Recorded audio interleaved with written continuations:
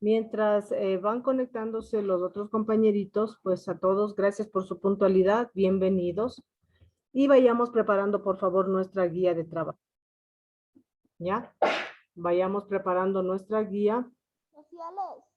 Sí, mi amor, la guía de sociales, la nueva.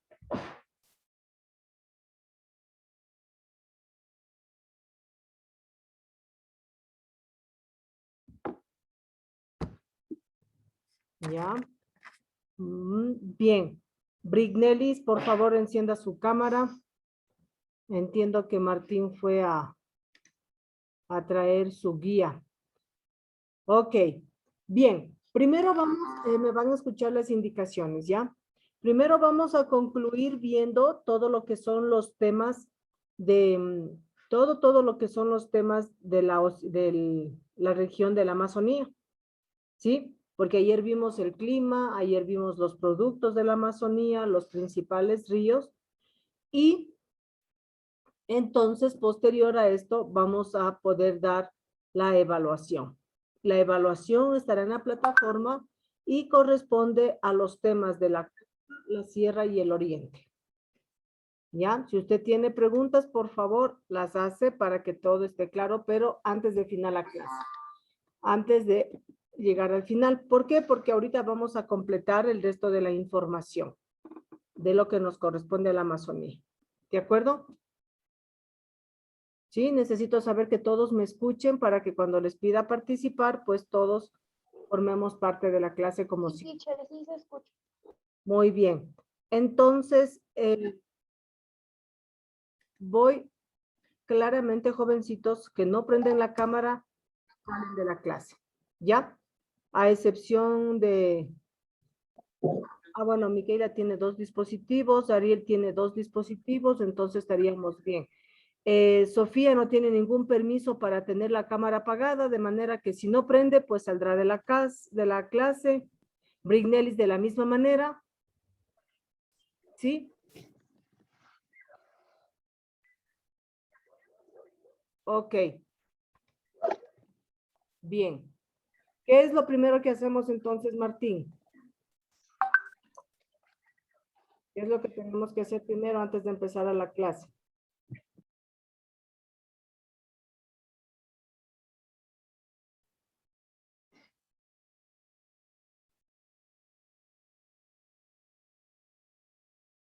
Orar.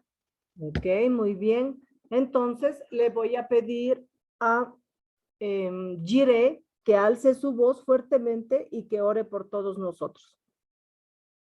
¿Sí? Entonces, podemos escucharle, Jire.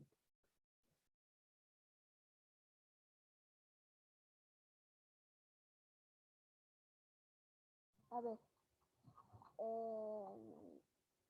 Señor, gracias por un día más de vida, por el pan de cada día. Gracias por levantarnos con bien. Gracias por nuestra familia. Te pido que cuide a toda la familia de nuestros compañeros y bendice a nuestros maestros, que los cuide, sus familias y que nos libre del mal a todos. En el nombre de Jesús, amén. Gracias, Papito Dios, por cada uno de tus preciosos hijos conectados en esta mañana, Señor, a través de ti, Padre, y a través de esta pantalla, Señor, en el nombre de Jesús, bendecimos y levantamos a cada una de estas familias, Padre, decretamos que no les falte el alimento, que tú los guardas y los cuidas su entrada y su salida, y que tú los cubres con la sangre de Cristo, Padre, que tiene poder. Gracias, Papito Dios, y ponemos este día de trabajo en tus manos, declarados en victoria para gloria y honra tuya. Amén y amén. Bien, yo voy a pasar a compartirles, la información. A ver.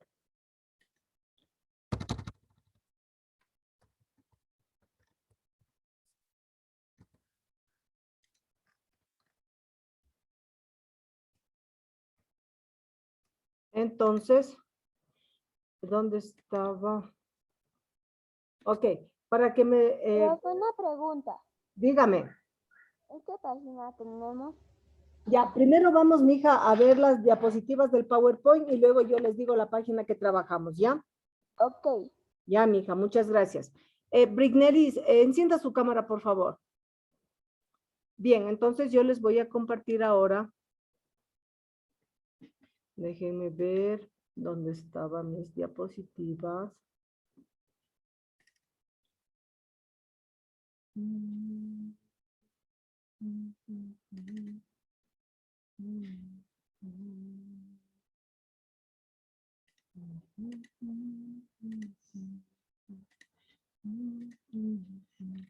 Ok, entonces, como ayer, ¿qué nomás habíamos visto? ¿Qué recuerda Ivana de lo que vimos ayer?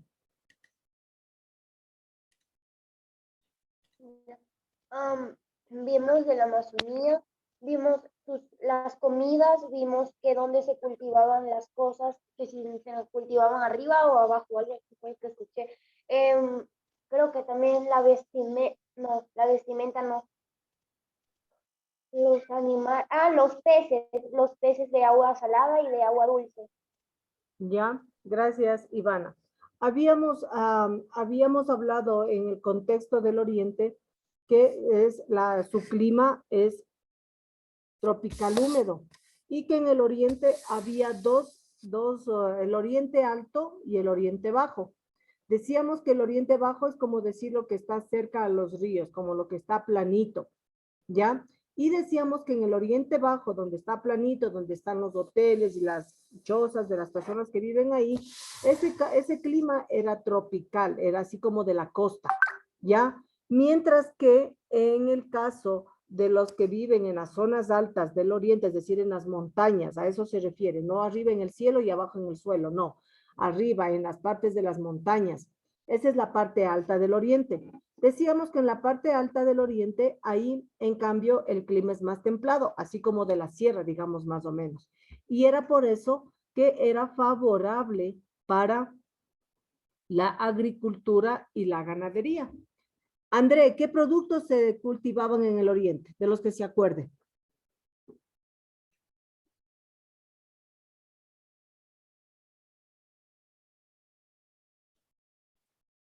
Martín. Sí, aquí. Se cultiva, ¿cómo se llamaba? Ay, ya no me acuerdo. A ver, teníamos lo que era la yuca. Caña de azúcar. El café, Muy bien, la yuca, el café, el cacao.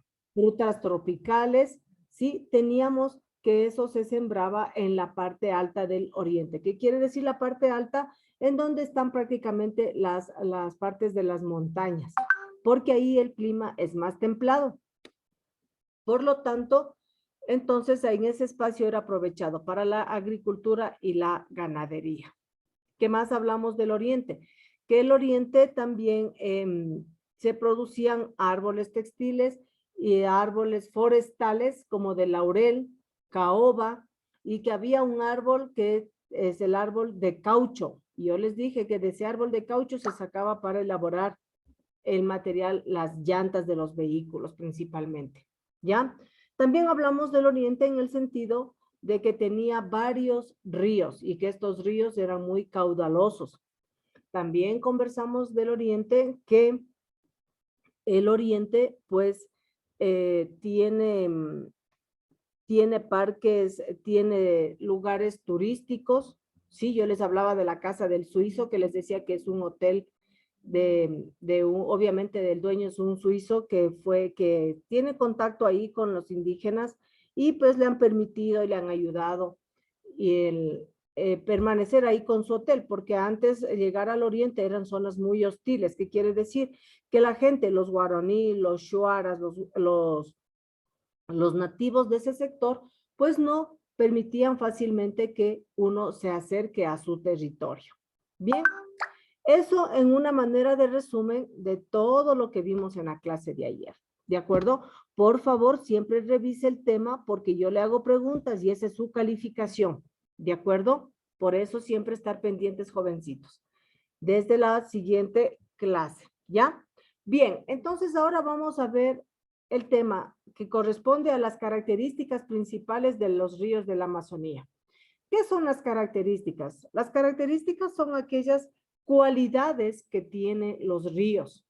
Por ejemplo, me dicen cuáles son las características o cualidades de André. Yo le digo, André es alto, a André le gusta la computadora, tiene ojos cafés, ¿qué más? Está recortado el cabello, es bueno, le gusta conversar, ¿ya? Esas son las características o cualidades de André.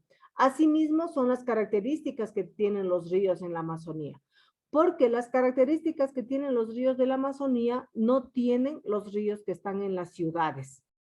Son diferentes, porque, por ejemplo, las mismas características que tiene André, no puede tener igualita las mismas características Martín. Martín también tiene 12 años, está en séptimo de básica, pero él ya es más blanquito, tiene lentes, miren, que son compañeros, pero tienen diferentes características, ¿no es cierto? Asimismo sucede con los ríos, ¿ya? Pero hay diferencias entre cada río. Por eso vamos a centrarnos en ver las características principales de los ríos de la Amazonía. Bien, ¿qué dice de los ríos de la Amazonía? Primerito, que los ríos son de agua dulce. ¿Ya? Segundo, son muy caudalosos. ¿Qué quiere decir caudalosos? ¿Qué entiende por caudalosos, Justin?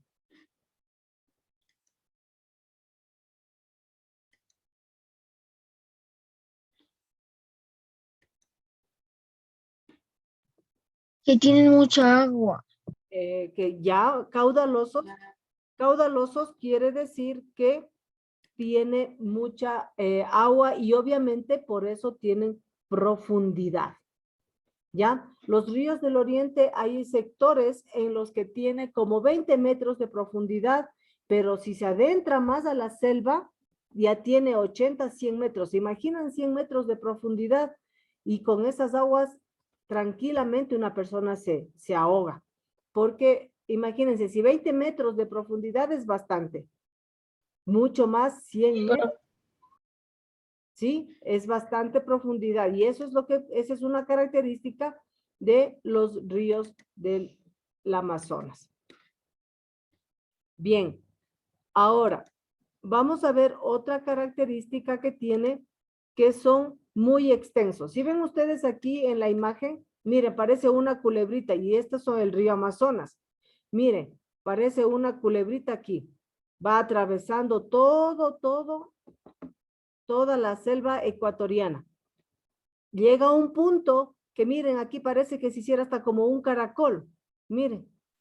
¿Qué parece? Profe, Dígame. perdón que le interrumpa, pero Benialis me acaba de comentar que por favor la deje entrar. Por favor, jovencitos, dedíquense a la clase. Yo después converso con la representante del estudiante. Dedíquense a recibir la clase los demás, por favor. Gracias por la información.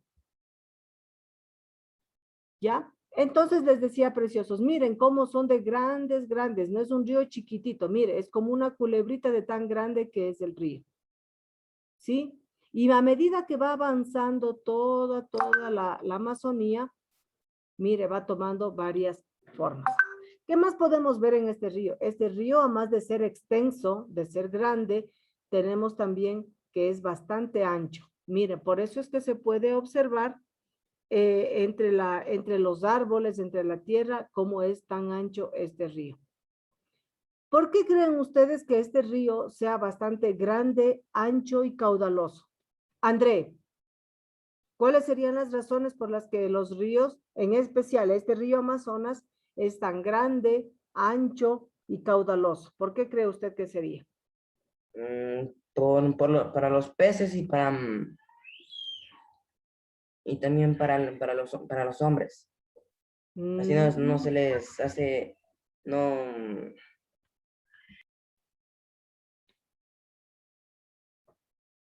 así no se pierden, así no se pierden los hombres en el río, ni los peces. No, mi amor, gracias. Ivana, ¿por qué cree que es tan caudaloso y tan grande los ríos, este río Amazonas en especial? porque están en una zona de selva y porque como ahí dice que son alimentados por otros ríos, o sea, se van llenando cada vez más de agua y por eso van siendo como más peligrosos. Exactamente. Justo lo que acaba de mencionar Ivana, ¿sí?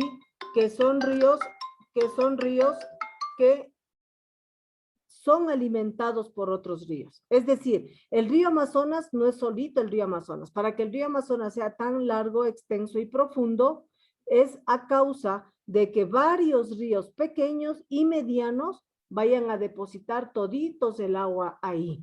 Es decir, el río Amazonas se alimenta de otros ríos como el río Blanco, el río Curaray, el río Putumayo. Entonces, todas esas aguas que van al río Amazonas es lo que provoca que sea grande, extenso y profundo. ¿Ya? Muy bien, preciosos. Vamos entonces a ver. Miren, yo les quería compartir esta diapositiva que está vista desde lo alto, ¿ya? Para que ustedes tengan una mejor visión de cómo se ven los ríos en el Amazonas. Primero vamos a ir con con la lámina que está acá, que parecen unas raícitas, ¿sí ven? Todos estos son ríos, todas estas raícitas azules son los ríos, ¿sí? Y miren que el río Amazonas viene desde el extremo de lo que es el continente de América del Sur. Miren, va atravesando y se va dividiendo como unos caminitos, se va dividiendo y va avanzando a cada país. Aquí está en Brasil, luego se va una raícita del río Amazonas por Colombia, un poco por Venezuela, otro poquito por Perú, por Bolivia. Mire cómo el Amazonas, siendo tan grande, va dejando ríos chiquitos por otros países. Y el Ecuador no es la excepción. Miren, aquí está nuestro país, aunque se le vea tan pequeñito en relación a Colombia y Venezuela. Aquí está nuestro país. Más sin embargo, nuestro país también recibe agua del río Amazonas. En la página, en la gráfica blanca que ustedes ven, es una vista panorámica, ¿ya? Si ven todas esta montañita que está aquí, está blanca, ¿sí pueden observar? ¿Ya? ¿Qué creen ustedes que es esto? La cordillera de los Andes. Excelente, miren, esta es la cordillera de los Andes y en este gráfico podemos ver claramente que la cordillera de los Andes no solamente está presente en nuestro país, ¿ya? Sino que también, miren, avanza hasta Colombia, hasta todo lo que es Centroamérica. Miren cómo se extiende. Pero en nuestro país concretamente atraviesa todita la sierra. Y este es el trabajo que hicimos. ¿Cómo se llamaba? ¿Cómo se llamaba este trabajo que hicimos cuando estábamos haciendo lo de Las ollas del Ecuador. Muy bien, ¿ya? Entonces yo les había puesto eso para que ustedes puedan ver desde otro ángulo de vista, desde otro fondo, cómo se observa desde la altura viendo la cordillera de los Andes en nuestro país. Y para que puedan visualizar de que no solamente está en el Ecuador, sino viene, mire, desde Perú, pasa por Ecuador y sigue hacia Colombia al norte. Ahora bien, ¿qué creen ustedes que son estas rayitas azules? Darwin. Ríos. Profe, ¿me pudiera repetir la pregunta? ¿Qué son estas lineecitas azules que están aquí, por favor? Ya, puede ser los ríos. Ya, muy bien. Miren, aquí enfáticamente sobresalen los ríos más importantes, los más caudalosos que existen en el oriente, son los que están aquí marcados de azul. Y si ustedes comparan con este otro cuadro, quiere decir que estas raícitas que están aquí, miren, que son como hijitos del río Amazonas, también llegan a nuestro país. Y tenemos un río importante que también está en la provincia de Esmeraldas, que es el río Mataje, que habíamos visto también. ¿Ya? Bien, eso en cuanto a la importancia y características de los ríos de la Amazonía y también cómo se ve la unión de los ríos. Por eso, mire, en esta lámina usted le ve el río Amazonas. Si se da cuenta cómo el río Amazonas se va alimentando de varios ríos, mire. Así como unos depositan aguas en el Amazonas también va depositando su agua en otros países. Por eso es que el río Amazonas es bastante grande, extenso y caudaloso. porque en él depositan varios ríos, van y ponen ahí su agua y por eso le hacen más fuerte, más grande al río Amazonas. Y él también a su vez va dejando un poquito de agua en otros ríos para otros países y entre esos está el Ecuador. Preguntas, chicos, en cuanto a los ríos de la Amazonía. ¿No? Bien. Vamos a entrar a otro tema que hablamos, también es importante dentro del Oriente, y es conocer su patrimonio natural. ¿Ya? Entonces, le voy a pedir a Darwin, lea por favor la diapositiva. Ya.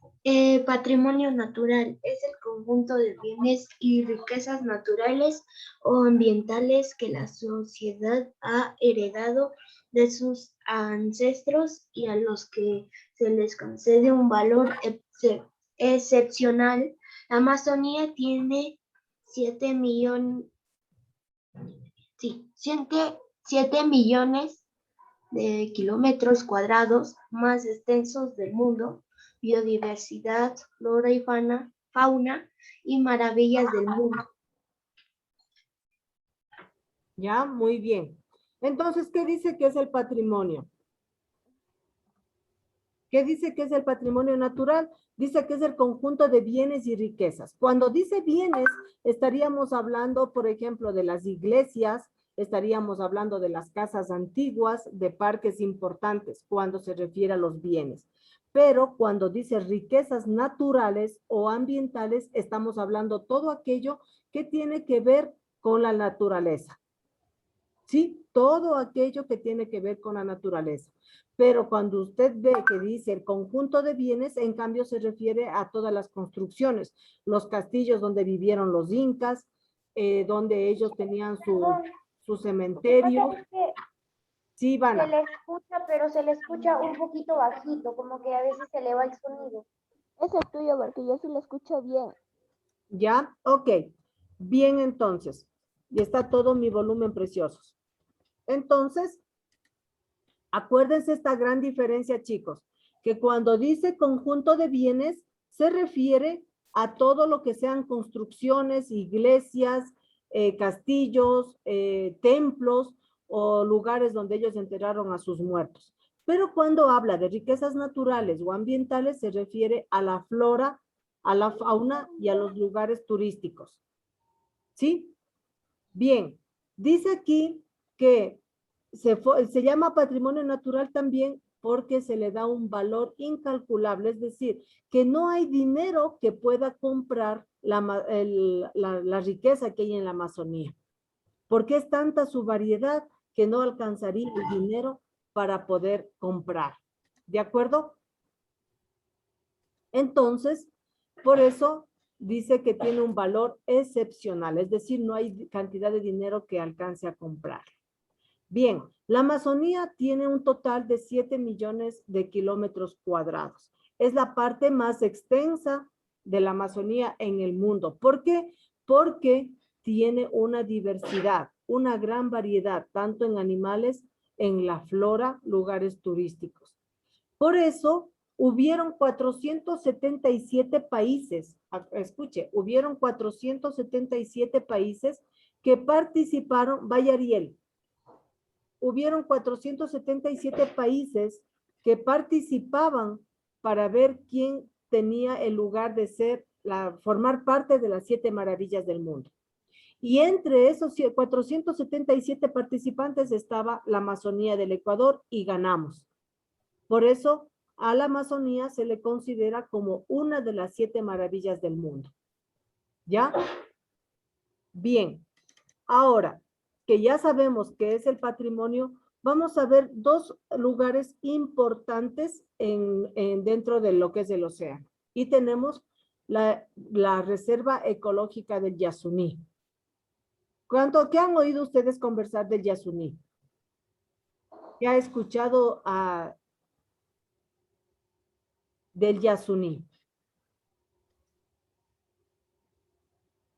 ¿Ya? Bueno, en el Yasuní hay bastantes reservas de petróleo, hay bastantes reservas de minerales también, que en ciertos años atrás quisieron hacer la explotación, quisieron sacar todo el petróleo que estaba guardado en Yasuní.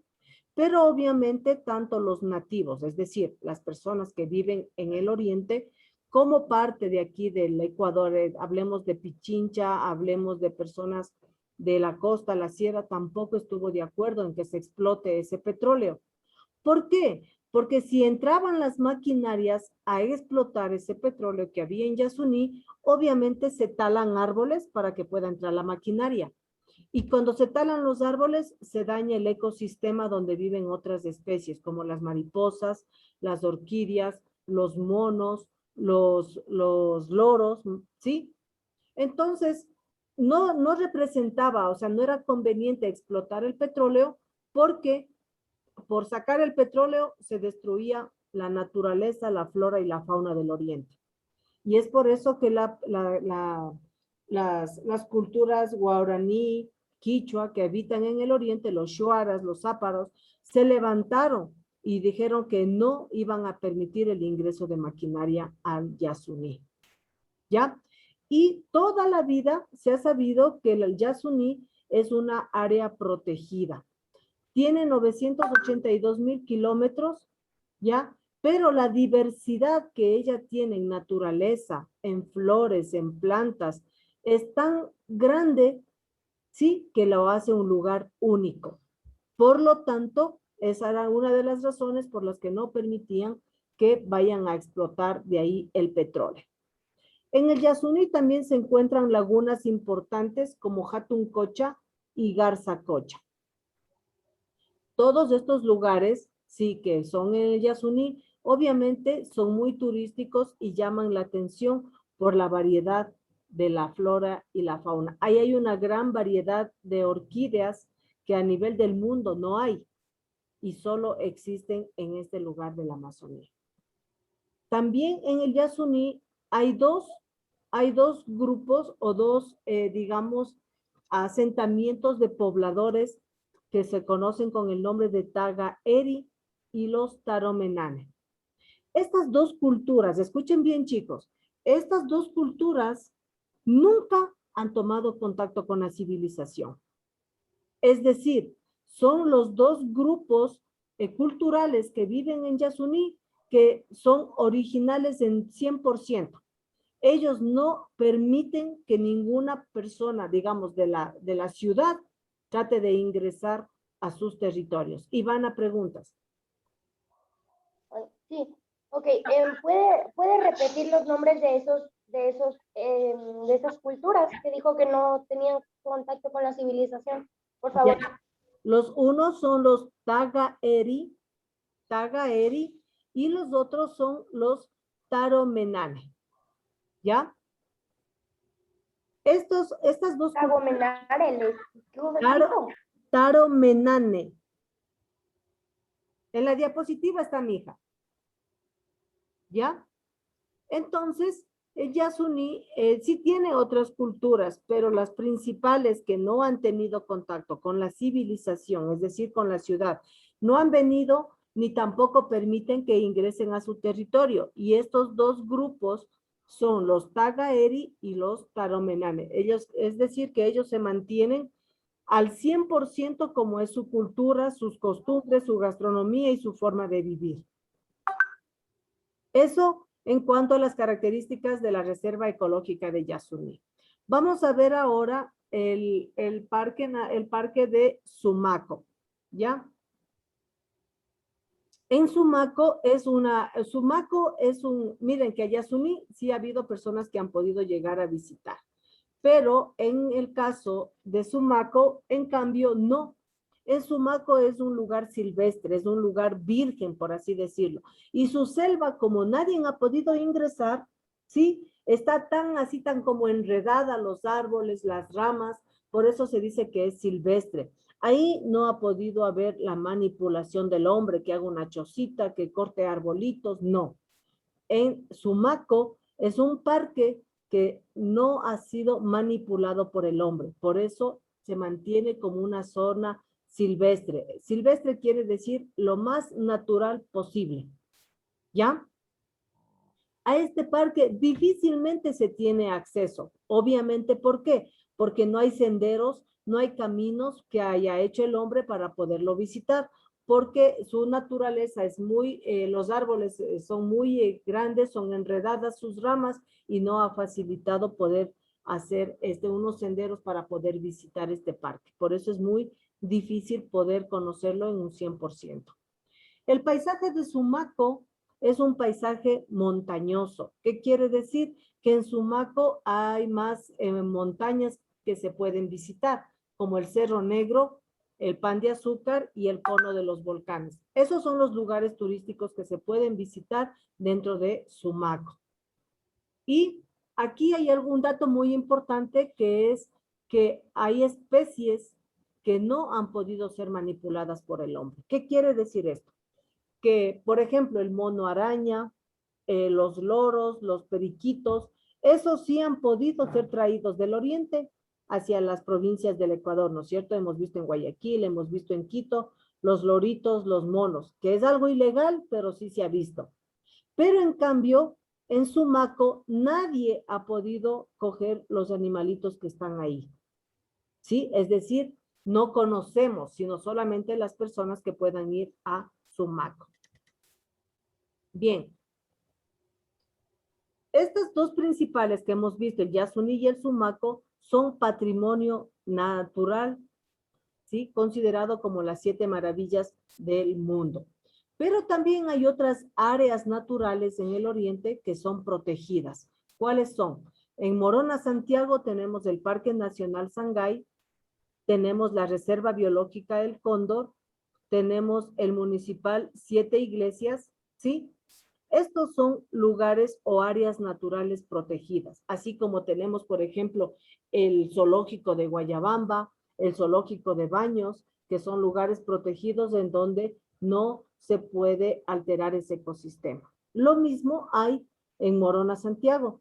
También hay otros lugares protegidos en Sucumbíos, como son el Parque Nacional Cayambe-Coca, la Reserva Ecológica Cofanes Bermejo, la Reserva Biológica de Limoncocha. Cada uno de estos parques tienen sus características importantes, tanto en su flora como en su fauna, y que no permiten ser manipuladas por el hombre, sino solamente hasta donde es posible ingresar para visitar lo que nos ofrece como su naturaleza.